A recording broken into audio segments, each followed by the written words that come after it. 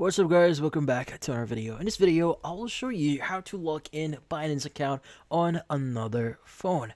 So, in this case, you might be wondering how do you exactly log in into your Binance account in another phone here. Well, the thing with Binance is it actually supports you logging in into different devices. So if you log in into one phone, you can just basically log in to that account on another phone.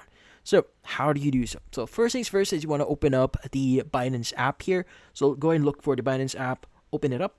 And in this case, by the way, make sure that you have the latest version of Binance here if you're logging in. But you want to go ahead and click on the Binance icon at the top left of your screen and just click on sign up or logged in.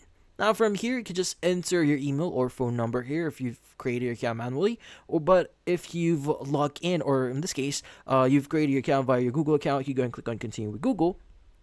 And from here, just choose your Google account and just proceed with the login. Now, if it requires you to enter some two-factor authentication here, like for example, you've just recently logged in here, just follow that. So just look for the code that you've set up. So depending on what two-factor authentication you've set up in here, go ahead and just follow that. But typically speaking, once you've done that, this is what you should be seeing, and you should be able to successfully log in into your account. And that's about it.